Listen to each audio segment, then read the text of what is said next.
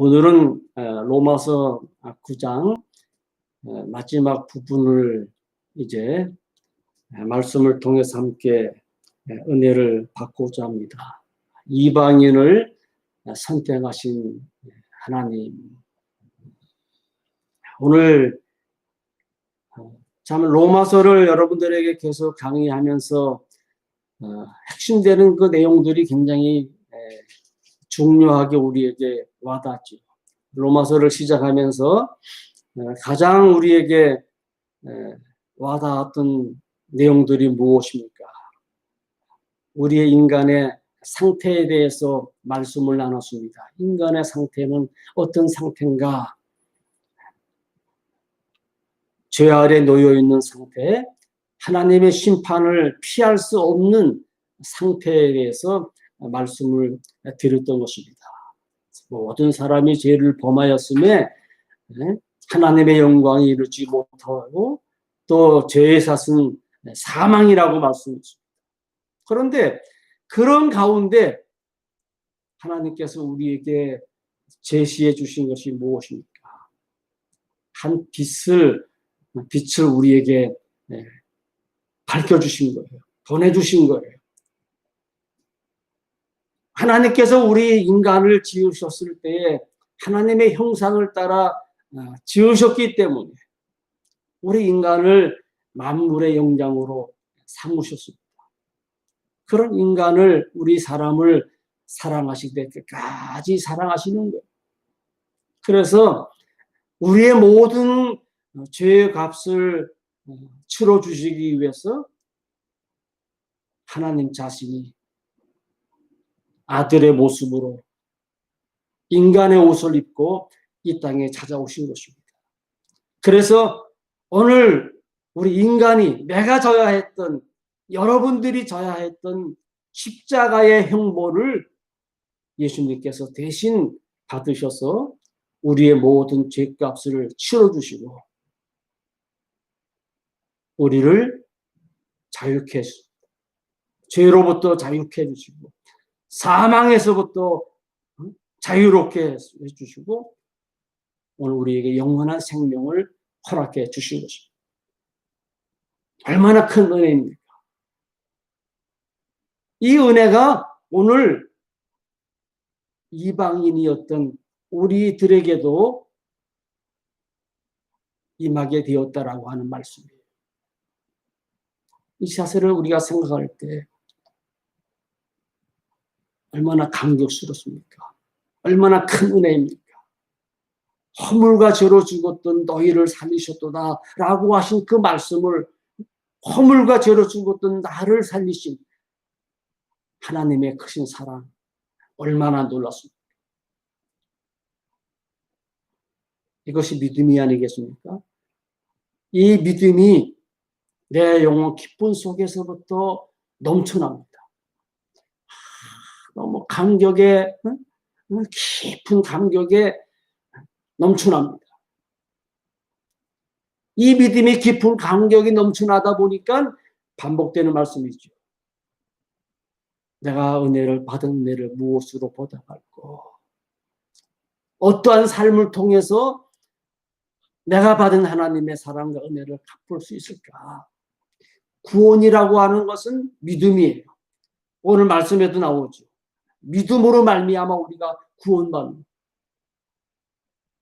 하나님이 나를 사랑하시고 나를 선택하시고 나를 위해서 예수 그리스도를 십자가에 내 죄를 씻어주시기 위해서 희생하신 그 예수 그리스도의 그 구속의 은혜를 통해서 나를 선택하신 그 하나님의 사랑을 내가 믿을 때 이것이 실제로 믿음이고, 계속 로마서 서론을 지나서 이제 계속 나왔던 내용들이 무엇이에요? 8장까지 나왔던 내용이 무엇이에요? 칭의에 대해서 말씀드린 거 아니에요. 나를 하나님의 자녀로 삼으시고 내가 하나님의 자녀가 된 거. 이제 내가 하나님의 자녀가 되었다라고 하면 하나님의 자녀로 칭의를 받았다라고 하면은 오늘 이제 나에게 주어진 삶이, 여러분들에게 주어진 삶이 어떤 삶이냐 이겁니다. 구약시대에서 하나님께서 선택하신 민족이 이스라엘 민족이에요. 오늘 말씀에도 나오지요. 오늘 말씀에 뭐라고 말씀했습니까? 31절에 보니까 의의 법을 따라간 이스라엘은 율법에 이르지 못하였으니, 이건 구약의 말씀이에요. 구약에서 하나님께서 이스라엘 민족을 선민으로 선택하셔서 그들에게 주신 삶의 규범이 무엇이에요? 그들이 하나님께로부터 선택을 받은 민족이라고 하는 그 민족을 주장하기 위해서, 나타나기 위해서 그들에게 주어졌던 삶의 규범이 무엇입니까? 율법 아니에요. 근데 그것이 무엇이 되었습니까? 오늘 다른 말로 표현됐습니다. 다른 말로 어떻게 표현됐습니까? 32절에 보면은 부딪힐 돌이라고 하는, 또 걸림돌이라고 하는 이런 말로 표현됩니다.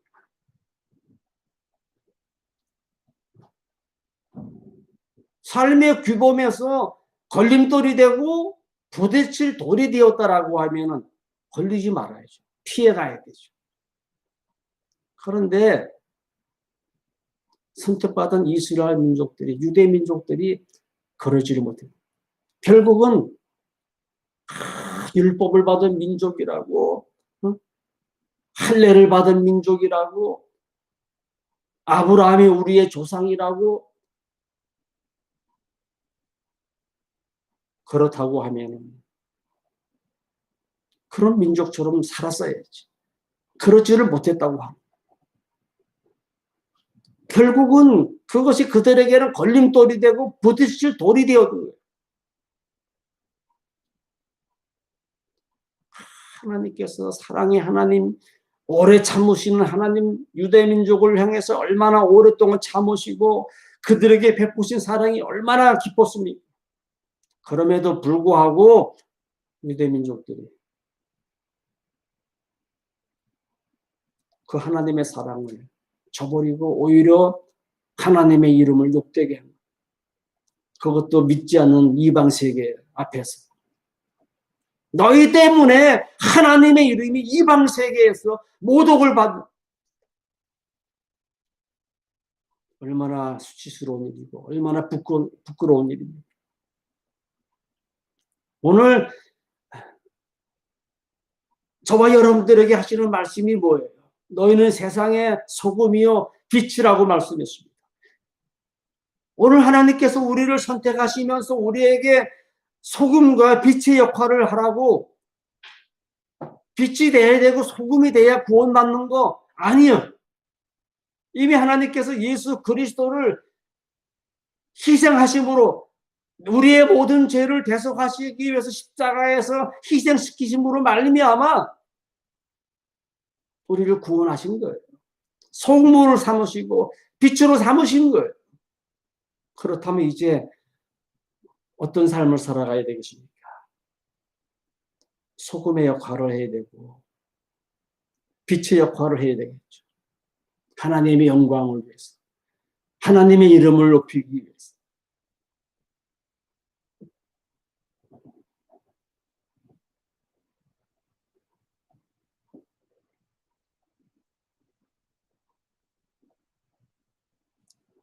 지난주에 말씀을 드렸습니다만 하나님은 우리의 절대 주권자이십니다. 하나님은 우리의 절대 주권자. 하나님의 그 절대 주권에 의해서 하나님의 선택이 오늘 우리 이방 세계에도 주어진 거예요. 하나님의 절대 주권에 의해서 우리 이방 세계에도 구원이 전해진 거예요. 우리가 잘났기 때문에 하나님의 선택이, 하나님의 구원이 우리에게 주어졌다는 것 절대 아닙니다. 하나님의 절대 주권에 의해서 우리에게도 구원의 기회가 주어진 거예요. 하나님의 자녀로 살아갈 수 있는 기회가 주어집니다.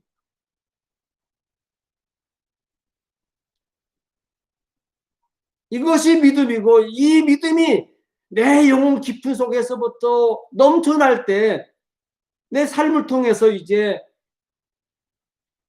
삶이 나타나는 겁니다.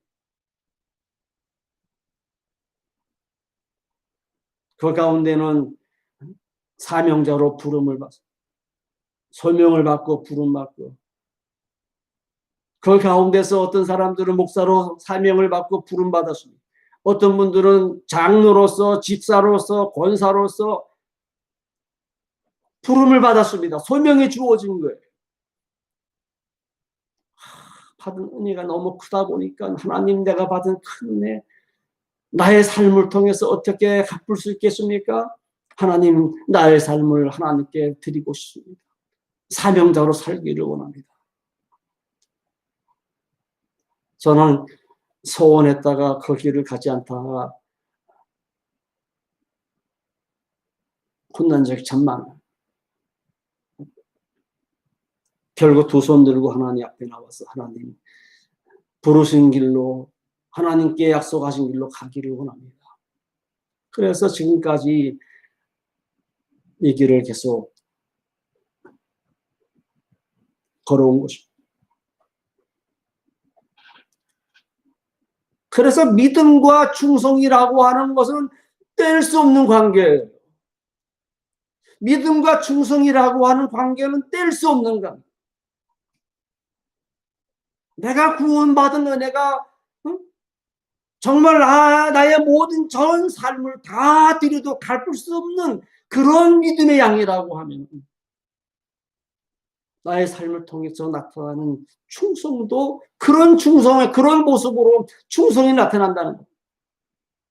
내가 받은 구원은 작게 느껴져요. 그러면은 충성도, 봉사하는 것도, 섬김도 작게 나타날 수밖에 없는.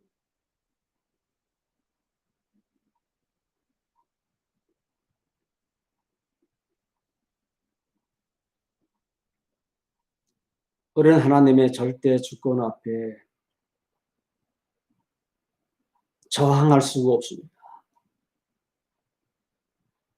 여러분들이 오늘 하나님의 절대 주권 앞에, 하나님의 절대 주권에 의해서 구원받은, 선택받은 하나님의 자녀, 그 하나님 앞에 여러분들이 살아가야 할 삶의 모습이 있다라고 하면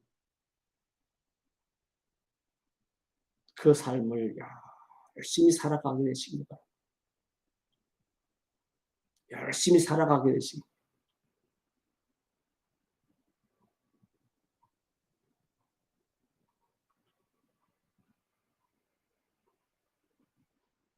오늘 30절에서 이런 말씀을 하죠.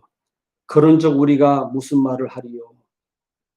의를 따르지 아니한 이방인들이 의를 얻었으니 곧 믿음에서 난 의요 라고 했습니다.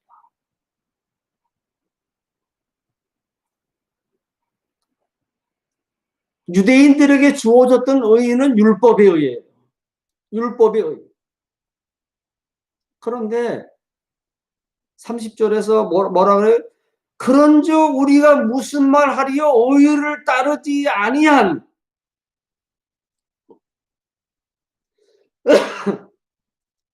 의를 따르지 아니한 이방인들이 의를 얻었으니 곧 믿음에서 난 의라고 했습니다. 곧 믿음에서 난 의. 하나님의 선택은 하나님의 방법입니다. 내가 선택받을 만한 어떤 그 자격이 주어졌기 때문에, 어떤 그 조건이 주어졌기 때문에, 어떤 그 행위가 있기 때문에 나를 선택하신 것이 아니에요.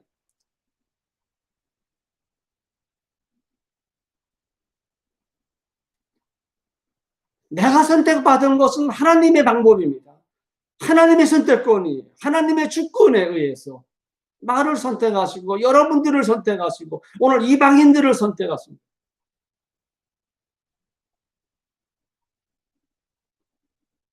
그러니 선택받은 것에 대해서 오늘 우리는 어떤 삶을 살아가야 되겠습니까? 여러분 하나님께 선택받은 거 감사하지 않습니까? 은혜가 되지 않습니까?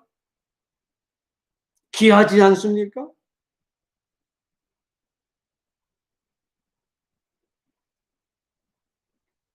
내가 선택받은 건 너무 귀한, 너무 큰 은혜입니다. 너무 감사할 일이.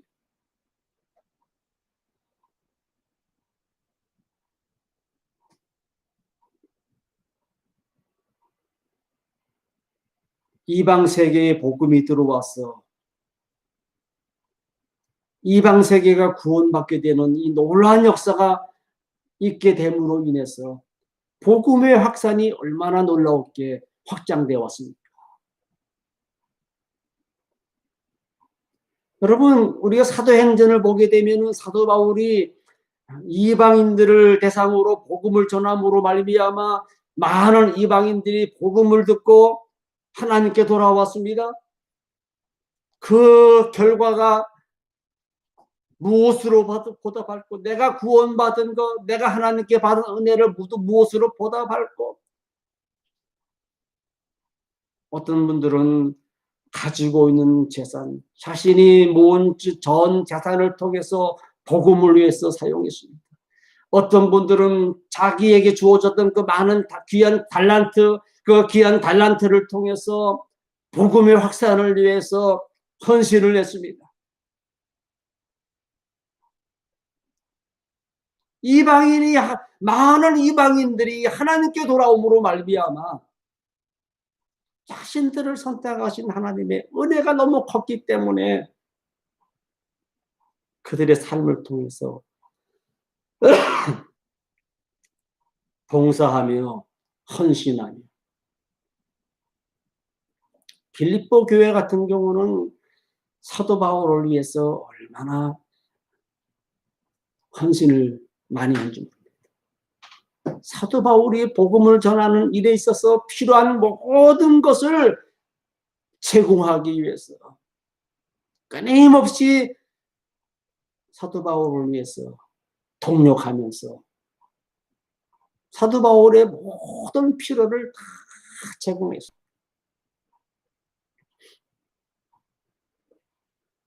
제가 선교지를 다니면서 많은 선교사들을 봅니다. 10명의 선교사가 있다면 10명의 선교사가 다 열정적인 것 아니에요.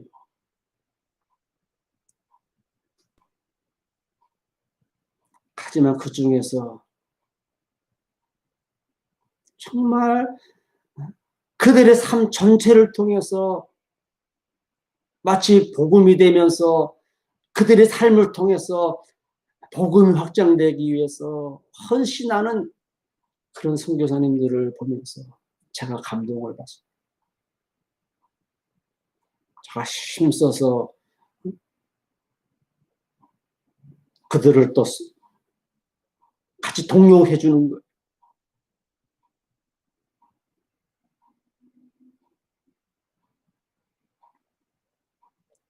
몇 년 전에 어떤 분이 저에게 이런 말을 해요.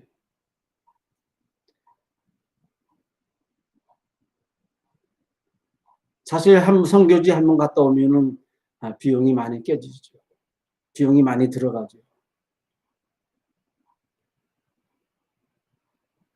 근데 그 비용을 차라리 학교를 위해서 또 수고하는 교수들을 위해서 사용하면 얼마나 좋겠습니까?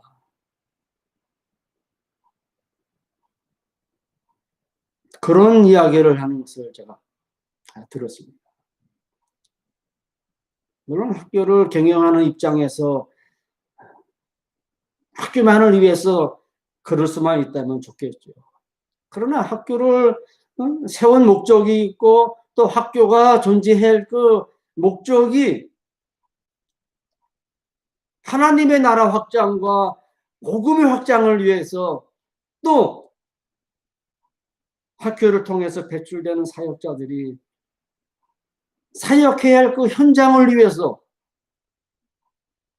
개발해 나가는 것, 개척해 나가는 것도 저에게 주어진 하나의 과제거든요. 책임이거든요.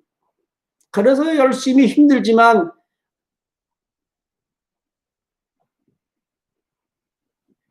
건강상 완벽하지 않으면서도 선교지를 다녀온 거예요.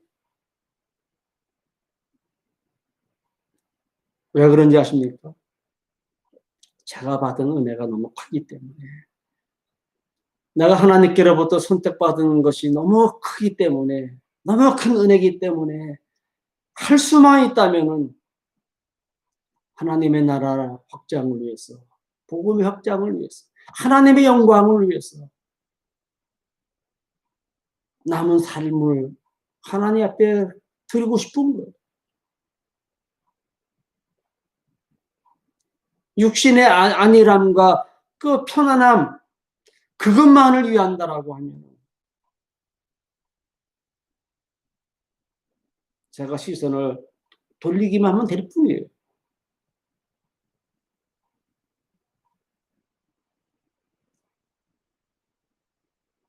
그런데 오늘 본문 속에 나타나 있는 하나님께로부터 선택받은 이방인들의 모습, 하나님께로부터 선택받은 이방인들이 받은 은혜가 너무 컸기 때문에 그 받은 은혜를 통해서 복음의 확장을 위해서, 하나님의 나라 확장을 위해서 그들이 하나님 앞에 드려진 삶이 얼마나 귀한지 아십니까? 정말 놀라울 정도로 귀한 삶이었어요. 그 결과가 하나님의 나라가 우리에게까지 전해져 왔고 그 복음의 확장이 오늘 우리에게까지 전해져 온 거란 말이에요.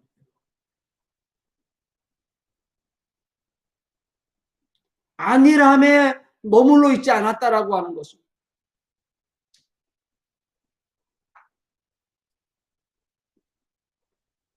사실 이 내용이 이 로마서에서 우리에게 주는 그 놀라운 은혜예요.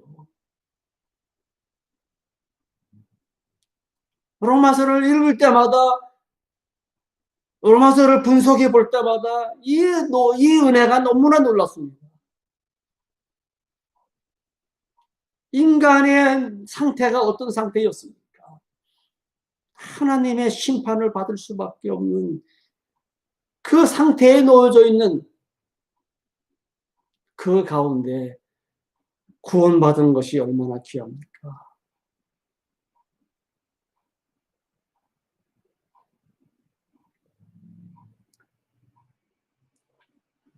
오늘 함께 드리는 저와 여러분들, 하나님의 절대 주권에 의해서 선택받은 것에 대해서 우리는 깊이 감사하고 내가 받은 은혜를 무엇으로 보답할고 받은 은혜를 나의 삶을 통해서 또한 여러분들의 삶을 통해서 우리가 갚아갈 수 있는, 평생을 갚아도 갚을 수 없는 은혜 아닙니까?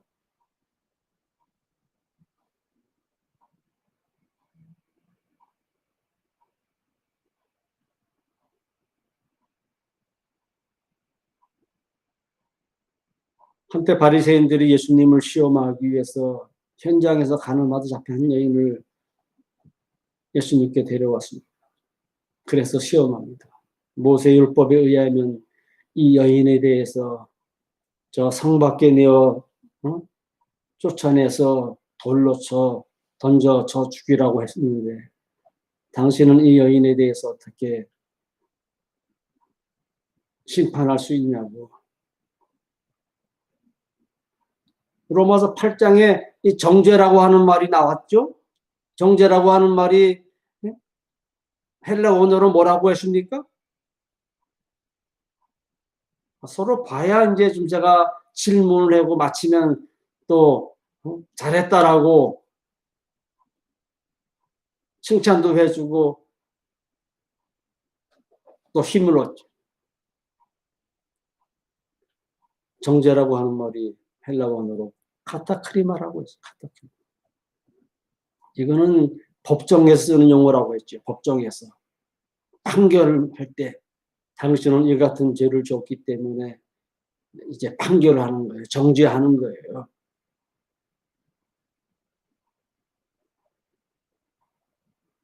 지금 바리새인들이 이 여인을 지금 정죄하는 겁니다. 그런데 예수님 뭐라고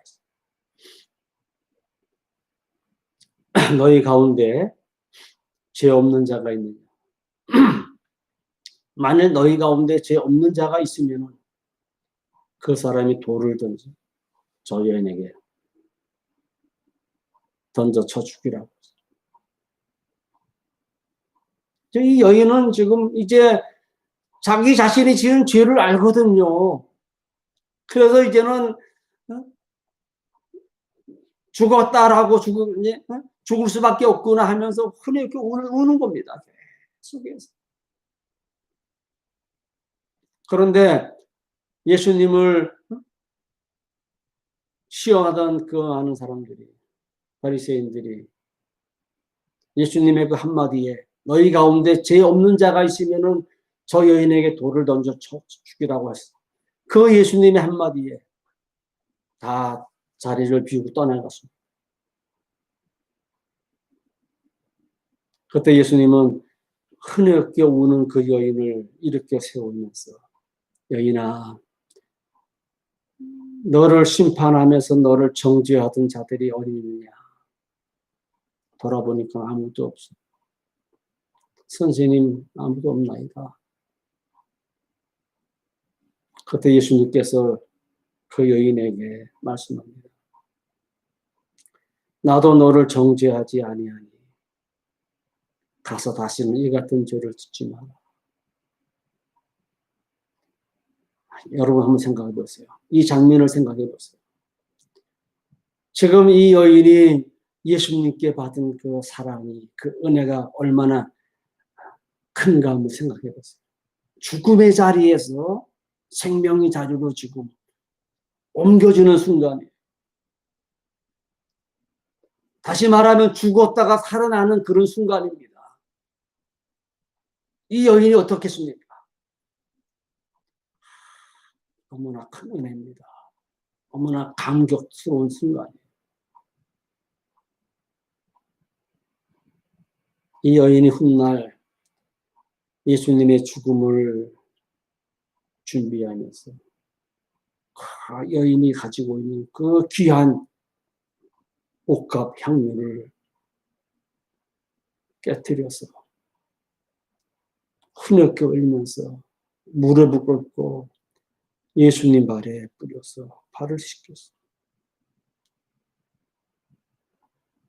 제자들이 비아냥거립니다. 비난합니다. 이 비싼 향유 옥합을 허비한다고. 그때 예수님이 뭐라고 했어요? 가만두어라. 저 여인이 행하는 일을 가만두어라. 그러면서 하신 말씀이 이 복음이 증거되는 곳에 이 여인의 행위도 전파해서 기념하라고 말씀하지 않았습니다. 받은 은혜가 너무 큰 거예요. 받은 은혜가 너무 큰 거예요. 여러분, 오늘 예수 그리스도의 십자가에서의 죽으심을 통해서 받은 은혜가 여러분들에게는 어떻게 와닿습니까? 어떻게 와닿습니까? 이 여인처럼 내가 받은 은혜가 너무 크다 보면은 오늘 우리가 어떠한 모습 속에서 삶을 살아가야 되겠습니까? 어떤 모습 속에서 하나님 앞에 예배자가 되어야 되겠습니까?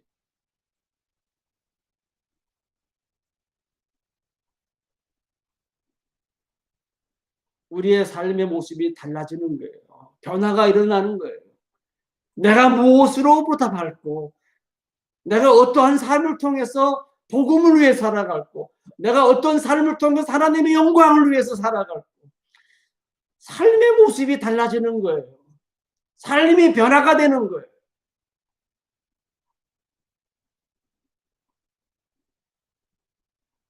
저는 이런 모습을 이방인들의 모습 속에서 찾고 있습니다.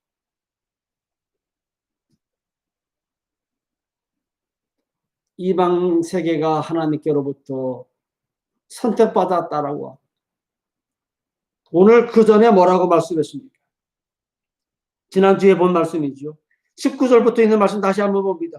홍 네가 내게 말하기를 그러면 하나님이 어찌하여 허물하시느냐 누가 그 뜻을 대적하느냐 하리니 이 사람아 네가 누구기에 감히 하나님께 반문하느냐 지음을 받은 물건이 지은 자에게 어찌 나를 이같이 만들었느냐 말하겠느냐 토기장이가 진흙 한 덩이로 하나는 귀에 쓸 그릇을 하나는 천이 쓸 그릇을 만들 권한이 없느냐. 하나님의 절대 주권이에요. 오늘 하나님의 절대 주권에 의해서 저와 여러분들이 선택을 받은 것입니다. 이방인들을 선택하신 거예요.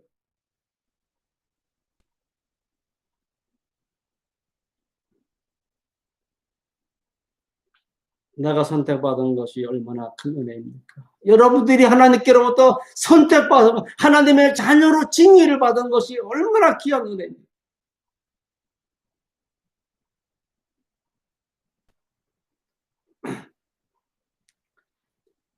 어제 밤늦게 한국에서 목회하는 제 친구 목사 전화가 걸려왔습니다. 한국 교회가 지금 너무나 어렵다는 거예요. 헌금도 안 들어와서 일산에 있는 몇 교회가 지금 건물을 잘 지면서 빚을 많이 졌는데 은행에 넘어가게 됐다는 거예요. 한국 교회에 지금 소망이 없어졌다는 거예요. 잔대는 어떤가 그러니까 이 친구도 건물을 임대해서 예배를 드리고 그래도 간신히 임대료가 나오고 충분하지 못하지만 생활비도 간신히 나오고 있다 그래요. 감사한 일이구나.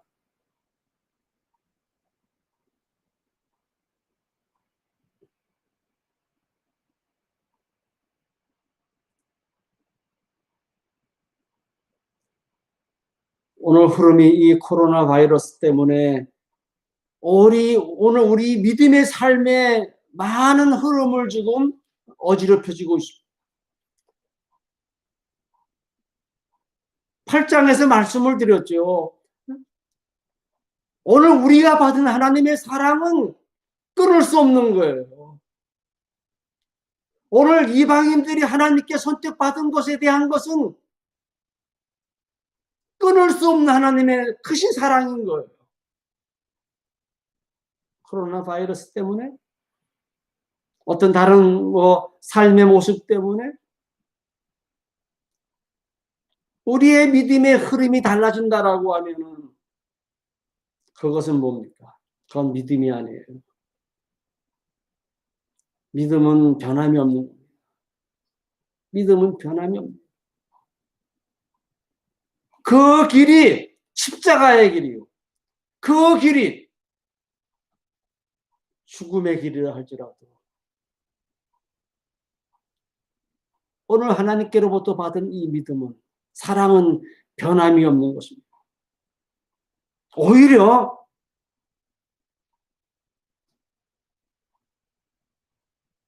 우리의 믿음이 더 뜨거워져야 돼. 더 간절해져야 돼.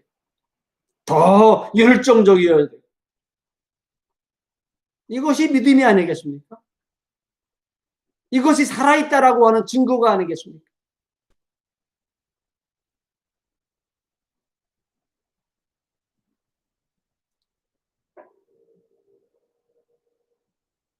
이방 세계가 하나님께로부터 선택받은 것은 이런 열정이 있게 되었던 것. 이런 열정이 오늘 저와 여러분들에게 있어야 되지 않겠습니까? 이런 믿음 가지고 이런 열정을 가지고 우리 힘써 하나님을 섬길 수 있는 코로나 바이러스, 이거 아무것도 아니에요.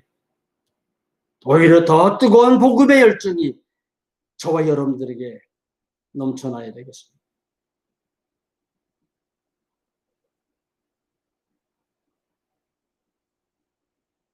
700명 모이는 교회가 지금 200명으로 떨어졌다는 거예요.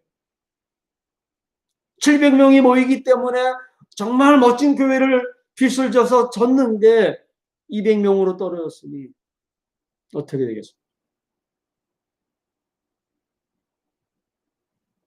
그건 믿음이 아니죠. 믿음이 아니죠.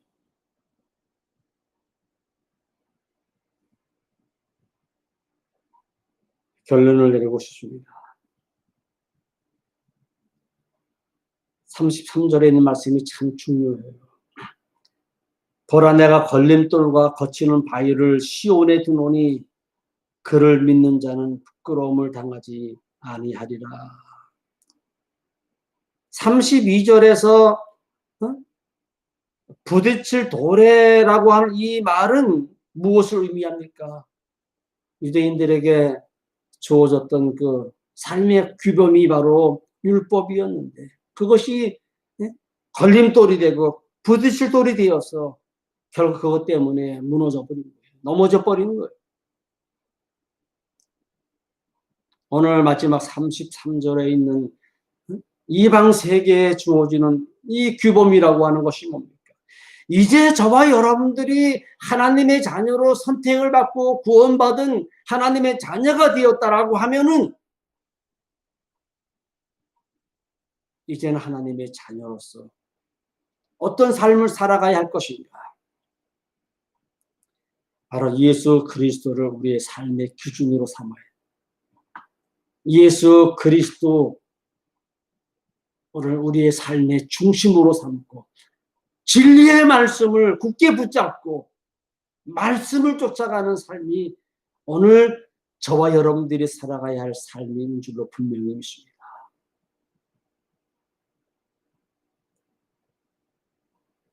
예수 그리스도 안에서 우리에게 주신 말씀을 따라서 그 말씀을 굳게 붙잡고 또 예배자로서 예배의 중심이 누구예요? 바로 예수님 아닙니까?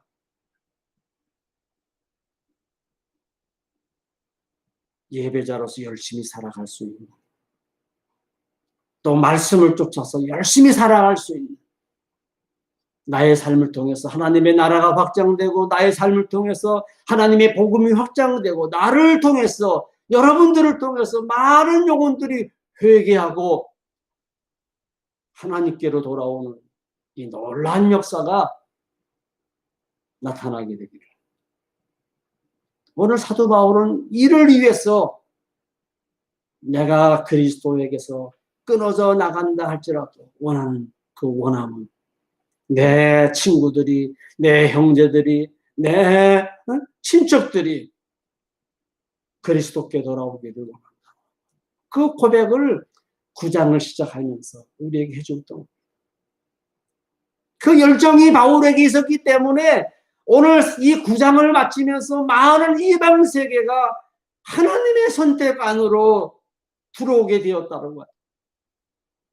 이 놀라운 역사가 오늘 저와 여러분들을 통해서도 나타나게 되기를 우리 예수님의 이름으로 간절히 축원합니다.